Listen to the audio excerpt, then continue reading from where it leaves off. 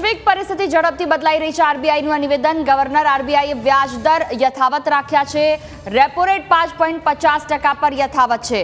આરબીઆઈએ વ્યાજ દર યથાવત રાખ્યા તો રેપો રેટ 5.50 પર યથાવત છે.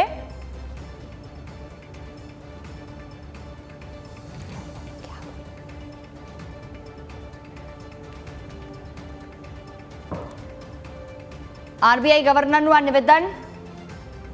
તેમણે કહ્યું છે કે વૈશ્વિક પરિસ્થિતિ ઝડપથી બદલાઈ રહી છે. આરબીઆઈએ વ્યાજ દર યથાવત રાખ્યા છે. તેમણે નિવેદનમાં રેપો રેટ પર 5.50% પર યથાવત રાખ્યો છે.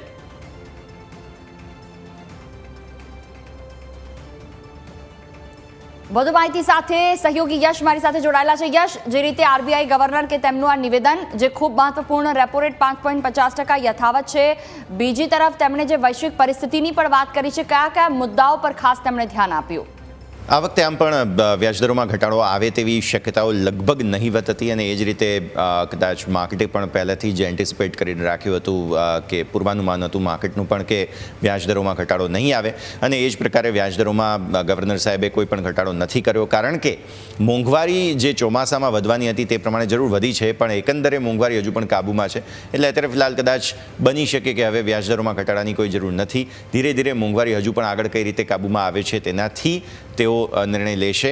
બીજી તરફ જે ગ્લોબલ પરિસ્થિતિઓને લઈને એમણે વાત કરી, એમણે જરૂર કહ્યું કે અમેરિકાની અંદર જે ગ્રોથ જોવા મળી રહ્યો છે તે અનુમાનથી વધારે છે. તેમણે એવું અનુમાન લગાવ્યું હતું કે ટેરિફ વગેરેને કારણે થઈને હજુ પણ મે બી વસર આવી શકી હોત, પરંતુ એવું થયું નથી.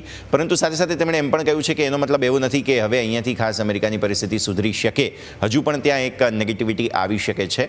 એટલે એ ડાર્ક ક્લાઉડ્સ એમણે એવો શબ્દ પ્રયોગ કર્યો છે કે હજુ પણ એમાં કોઈ સ્પષ્ટ સંકેત આપણને નથી મળી રહ્યા. ચીન માટે થઈને પણ એમણે એમ કહ્યું કે ચીનનો પણ ગ્રોથ અનુમાનથી સારો રહ્યો છે, પરંતુ તેમ છતાં પણ હા, એનો મતલબ એ નથી થતો કે સંપૂર્ણ સંકટમાંથી બહાર આવી ગયા. પરંતુ ભારતની અર્થતંત્રની જ્યાં સુધી વાત આવે છે તેમણે સ્પષ્ટપણે કહ્યું કે જીએસટીના જે કંઈ પણ પરિવર્તનો થયા છે તેને કારણે થઈને આપણા કન્ઝમ્પશનને અસર પહોંચી રહી છે અને તે સુધારો જે આવી રહ્યો છે તેને કારણે. કારણ કે આજે જુઓ તમે વાહન વેચાણના આંકડાઓ આવ્યા છે, 1 તારીખ છે મહિનાની, એટલે અને વાહન વેચાણના આંકડાઓ બહુ જ એન્કરેજિંગ આવ્યા છે, સારા આવ્યા છે, પ્રોત્સાહજનક આવ્યા છે. અને જે 22 તારીખથી નવરાત્રિની શરૂઆત થઈ ત્યારથી જે જીએસટી ઘટાડવામાં આવ્યા તો તેને કારણે ટ્રેક્ટર છે, નવા વાહનો છે, આ બધાની અંદર પણ ખાસ એવી ખરીદદારી થઈ છે. તો તેને કારણે થઈને પણ એક અસર જરૂર આવી શકે. તો ગવર્નર સાહેબનું એવું કહેવું છે કે આપણે થોભો અને રાજુઓની રણનીતિ અત્યારે રાખીએ, વ્યાજદરો સ્થિર રાખીએ અને આવનારા સમયમાં પછી ભારતના ગ્રોથને કેટલો સપોર્ટ, કેટલી અસર પહોંચે છે તેનાથી આગળના નિર્ણયો પર આપણે નજર કરીશું. જી બિલકુલ, ખૂબ ખૂબ આભાર યશ. તો જે રીતે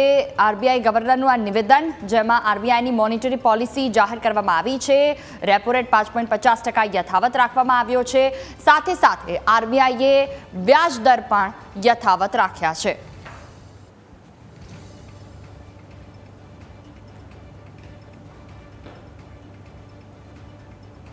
Improving domestic demand should continue to facilitate fixed investment. However, ongoing tariff and trade policy uncertainties will impact external demand. Prolonged geopolitical tensions and volatility in international financial markets caused by risk-off sentiments of investors pose downside risks to the growth outlook.